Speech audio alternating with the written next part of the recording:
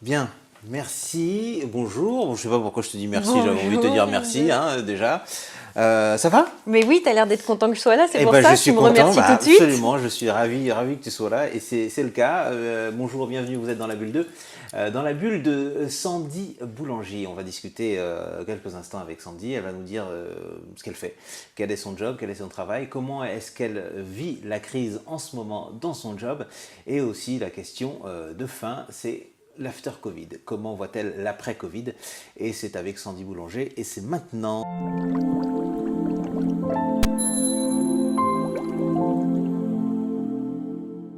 Salut Sandy, ça va? Salut Enzo, mais oui, je suis ravie d'être Bon. parmi vous. Eh ben moi aussi, écoute, j'ai demandé à la petite équipe et la petite équipe a fait un petit logo, j'espère qu'il te plaît. On s'est Beaucoup. fait un petit... Alors, pourquoi le Jiminy Cricket de vos difficultés? Parce que ça me faisait penser à cette petite voix de la conscience qu'on Ouais. a à l'intérieur de soi, qu'on n'écoute pas forcément. Et je trouvais que de m'associer à cette image-là, c'était une belle métaphore. Je suis un peu la petite voix de la conscience de mes patients. Et là, moi, je fais en sorte, par contre, qu'ils m'écoutent. D'accord, alors quel est ton job, Sandy? Tu fais quoi? Alors, je suis relaxologue et sexothérapeute. En fait, j'interviens auprès de différentes catégories de personnes. J'accompagne des enfants, des adolescents, des adultes sur des thèmes assez variés, mais qui se rejoignent parfois. Moi, j'aime assez travailler sur tout ce qui est douleur et angoisse. Je crois que quand tu as super mal ou que tu es super angoissé, c'est là où tu es le plus réceptif pour évoluer en fait. Donc moi j'aime bien être à ces endroits-là. Donc je travaille en individuel dans mon cabinet auprès de personnes qui ont des difficultés qui sont devenues insupportables. C'est pas seulement un petit mal-être comme ça d'incompréhension, c'est des choses qui quand même poussent à aller consulter quelqu'un, à se dire qu'on n'arrive plus à gérer tout seul et qu'on a un peu lâché la rampe. Parfois tout va bien sur le papier et en fait à l'intérieur ça va pas.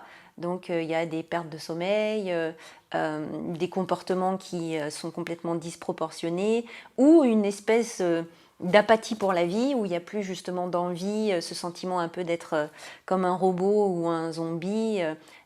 Donc on vient me voir parce qu'il y a quelque chose qui ne va pas, soit on souffre physiquement, soit on a dans son quotidien des choses qui nous font dire que là on n'arrive plus à gérer tout seul. Donc relaxologue.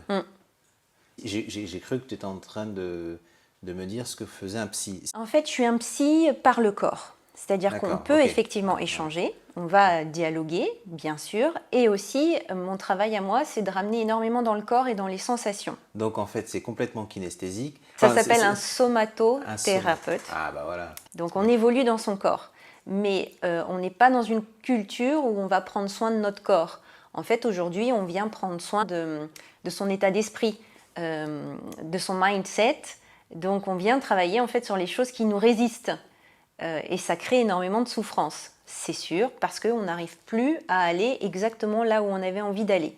Ça, c'est le cas de figure le plus fréquent en fait. Bien sûr, après, j'ai une partie où je travaille en milieu hospitalier, où là, j'accompagne les douleurs physiques et l'anxiété auprès de personnes qui ont des maladies chroniques, comme le cancer.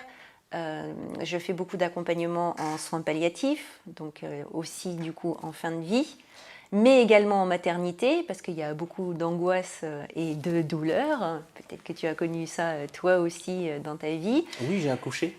D'être à côté d'un accouchement, mais que tu vis aussi à une façon très, très particulière.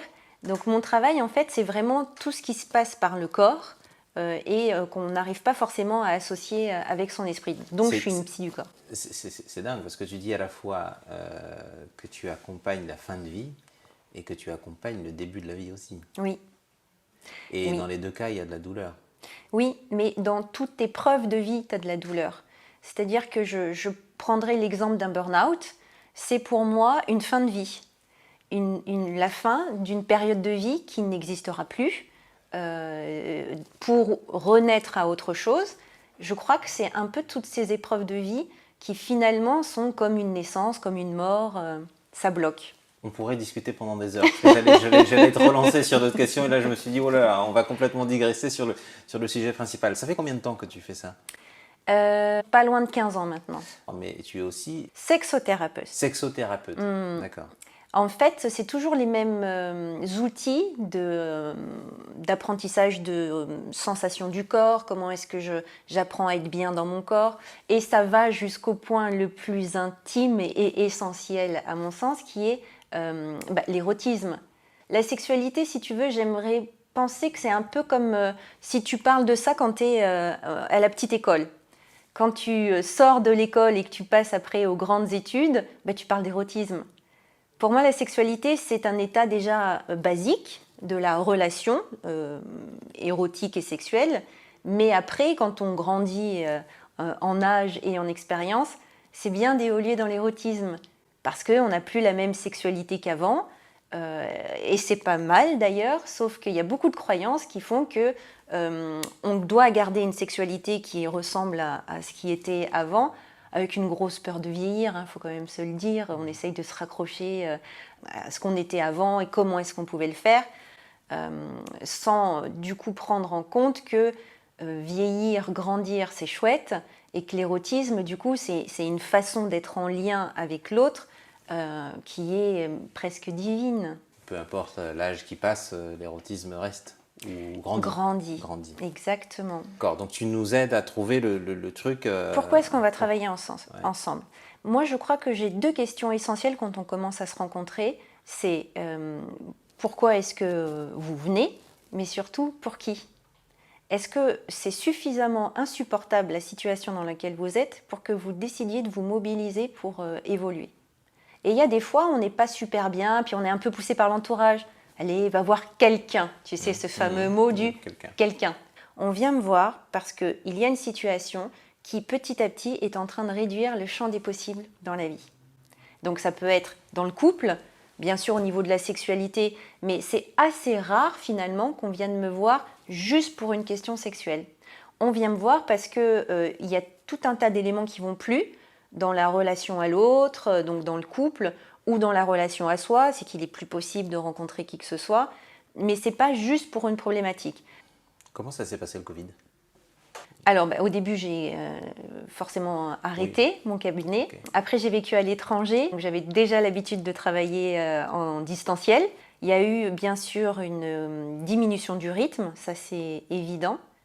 J'ai énormément lu, je me suis beaucoup reposée avec cette conscience complètement pépère de me dire nous sommes tous dans le même cas de figure, à part le personnel hospitalier.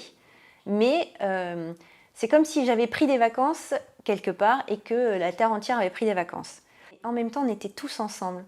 Et moi, en fait, j'ai trouvé ça assez fédérateur de me dire qu'on était en train de vivre une épreuve tous ensemble et que tous ensemble, on faisait ces efforts. Mais cette pensée d'unité, moi, j'ai assez aimé. On va passer à la question importante, la question qui nous passionne, en tout cas qui me passionne, l'après-Covid. Comment vois-tu l'après-Covid, Sandy? Comment tu le vois? Alors, selon moi, l'après-Covid, on peut le schématiser en 2 comportements. Soit on continue d'évoluer, de se remettre en question, de donner du sens à nos actes, avec ce que l'on est, ou on essaye, dans un déni, de reprendre la vie comme avant, sachant que pour moi c'est un peu étrange de recommencer une vie du passé alors que le temps a un peu passé. Ok, merci beaucoup Sandy. Merci. Écoute, merci pour ce moment. Je trouve qu'on était presque... Là, on part en cérémonie de mariage. Là. Je sais pas, il y a un truc... c'est rigolo. Bon, en tout cas, merci de nous avoir suivis dans la Bulle 2. C'était avec Sandy. Merci de m'avoir reçu. J'adore partager des moments avec toi. Bon, allez, on va y aller. À plus. Ciao, à bientôt.